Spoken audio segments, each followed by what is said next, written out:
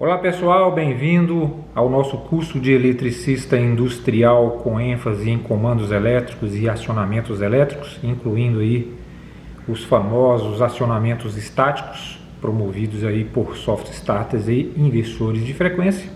Mas antes da gente entrar nesse tema desse bate-papo sobre esses acionamentos estáticos, eu queria falar sobre esse termo, cursos de inversores de frequência ou curso de soft start. Eu particularmente não gosto muito desse termo, até porque você não faz cursos de inversores e nem curso de soft start.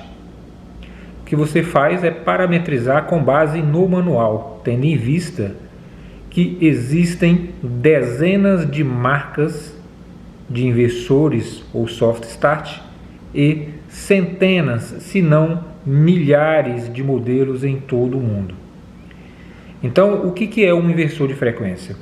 Nada mais é do que um equipamento eletrônico destinado a uma partida suave e à variação de velocidade de um motor trifásico, onde você parametriza para obter aí o resultado em função aí da operação.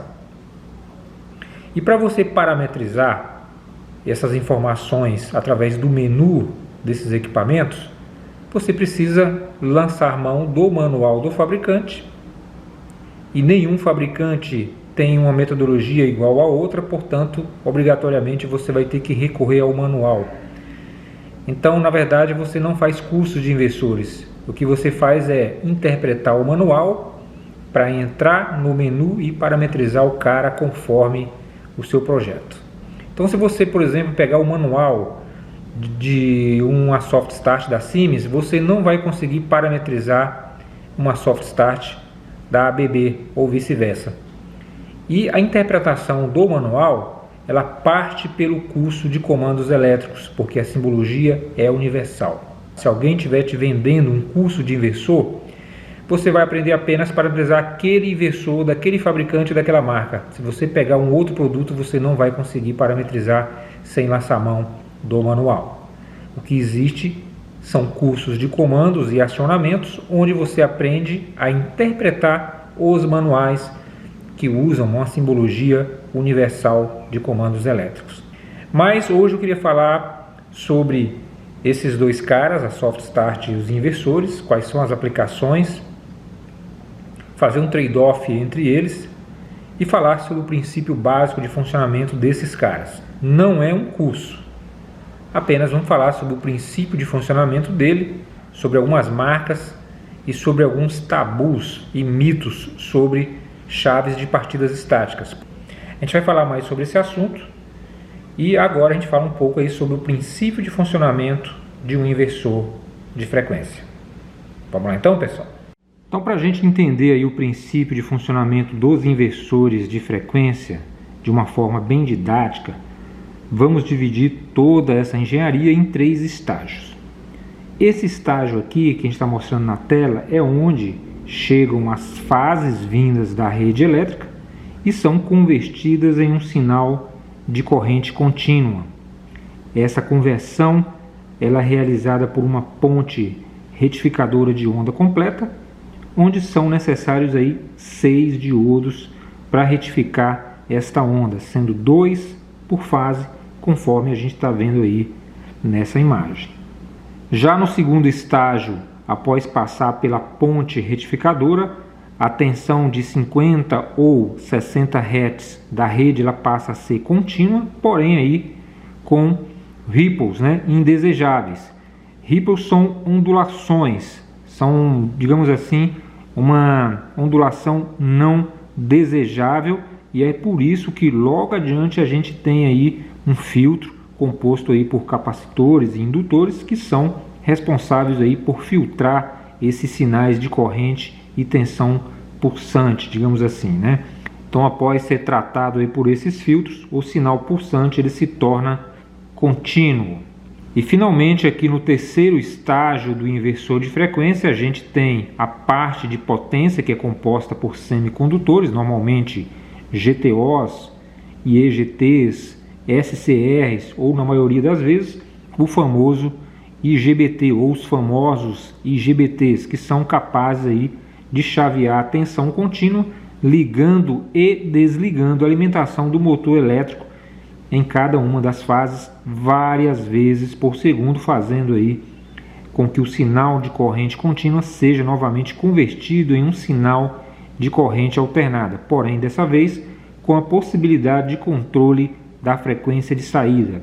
Tá? Importante inclusive esclarecer que esse sinal em corrente alternada que é gerado, ele não é uma senoide pura, sendo na verdade uma onda quadrada, conforme a gente vê aqui nessa imagem.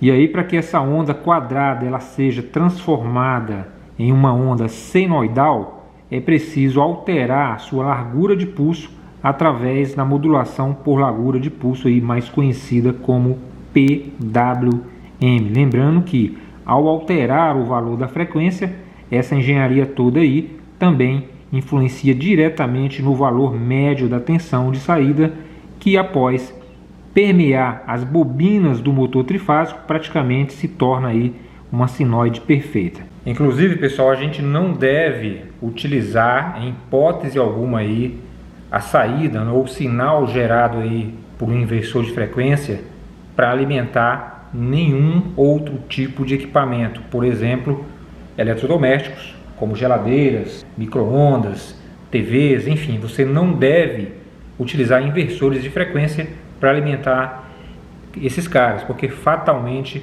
vão queimar. Como a gente falou aqui, a saída de um inversor de frequência ela não é puramente senoidal, tá? Ela tem alguns ripos, ela é meia quadrada e só funcionam a contento quando permeiam aí as bobinas, né, o bobinado aí de motores de indução trifásicos. Inclusive, pessoal, existem inversores de frequência que são alimentados por fase neutro ou fase-fase, normalmente 220 volts, e a partir daí ele gera um sinal trifásico em 220 volts.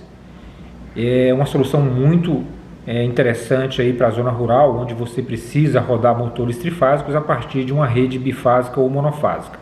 Então, nesse contexto, você não deve utilizar esse sinal para alimentar outros equipamentos que não sejam motores trifásicos. Nem mesmo motores monofásicos você pode alimentar a partir desse sinal. É uma solução extremamente interessante, né, gerar um sistema trifásico a partir de um sistema monofásico ou bifásico, porém os fabricantes limitam esses equipamentos a uma potência normalmente inferior aí a 30 cavalos. Outra coisa, pessoal, a função de um inversor de frequência não é apenas promover a variação de velocidade de um motor e nem mesmo apenas partir esse cara em uma rampa suave. Ele precisa manter essa aceleração constante aí, ou seja, precisa manter a velocidade, o torque e o conjugado constante aí, mesmo que o motor demande aí uma carga extra aí na ponta do eixo. Inclusive a gente vai falar sobre esses modos de operação. Existem os inversores escalares e existem os inversores vetoriais. A gente vai detalhar cada um desses a seguir. Vamos lá então, pessoal? Nos inversores escalares, a curva VF ela é fixa, ela é fixada, ou seja, parametrizada ali no menu, tornando como premissa o regime de operação do inversor e do motor. Então, nesse contexto aí, existe uma condição problemática que é justamente o maior ponto de atenção de qualquer sistema de acionamento elétrico a baixas rotações. Então, diferentemente aí dos drives de corrente contínua, o sistema AC ele não consegue um bom torque com velocidades baixas, devido aí ao próprio rendimento do motor de corrente alternada. Então, para compensar esse fenômeno aí, esse problema, desenvolveu-se o inversor de frequência vetorial. Então, muito mais caro e complexo que o escalar, ele não funciona com uma curva V dividido por F pré-fixada ou parametrizada, como a gente falou. Ou seja, ele faz isso tudo automaticamente através de uma malha fechada de instrumentação. Pessoal, a função do inversor de frequência não é apenas controlar a velocidade de um motor AC. Ele precisa manter o torque ou conjugado constante aí para não provocar alterações na rotação quando o motor estiver com carga no eixo, porque Alguns processos não admitem perda de rotação quando introduzimos aí uma carga mecânica aí na ponta do eixo. Caso haja mudança de frequência, ele deve mudar na mesma proporção, de modo a otimizar aí o torque para qualquer condição de rotação baixa ou alta. Normalmente aí um tacômetro ou um encoder são utilizados aí como sensores de velocidade, formando aí uma malha fechada de instrumentação e controle de velocidade. Então é como se a gente ficasse ali parametrizando a cada milissegundo uma nova curva para cada nova situação. Então existem também aí os inversores vetoriais mais baratos que não utilizam sensores de velocidade externos, como é o caso aí desse que a gente colocou agora há pouco. Então, só resumindo aqui, pessoal, fazendo um trade-off entre os inversores e a soft start. Então, basicamente, a soft start é uma chave de partida que se diz suave, mas ela não é tão suave assim. Na maioria das aplicações a gente tem visto essas chaves sendo parametrizadas aí para fazer uma rampa a partir de 50%. Raramente você consegue torque com menos que isso. E ainda tem um problema que, se você não fizer o parâmetro correto conforme a característica do motor que possa estar em operação, você acaba favorecendo aí a queima prematura do motor. Vou te dar um exemplo aqui. Se você parametrizar uma soft start para um motor de 300 cavalos, por exemplo, onde você vai colocar rampa de tensão mais limite de corrente, e aí num dado momento você vai partir esse motor sob carga, o que vai acontecer? Ele começa entregando ali 30% da tensão, não vai mexer na frequência e a corrente ela tende ao infinito nesse momento, só que ela vai ser limitada, porque você parametrizou isso como uma condição para ser limitada, e se o motor ele não atingir plena rotação nominal naquele tempo de rampa pré-estabelecido, você acaba aquecendo o circuito de potência da chave de partida, bem como também o bobinado do motor. Então, se não tiver nenhum dispositivo externo que informe ao comando da soft start que esse motor está aquecido, esse cara ele vai queimar. Em um momento ou outro ele vai queimar, tá? Porque a rampa era muito longa e esse cara não atingiu plena rotação nominal no tempo pré-estabelecido ali, ok? Então é muito comum a gente ver soft start sendo utilizadas aonde não é interessante ou desejável ou necessário aí a variação de velocidade. Então, se você não tem variação de velocidade, normalmente se usa chaves de partidas estáticas com a função bypass incorporada, ou seja, lá parte o motor em rampa, assim que esse cara atinge plena rotação nominal, ela entrega esse motor para a rede de 60 Hz, a rede da concessionária, tá? Ou a rede, enfim, da planta, e sai fora e para de chavear.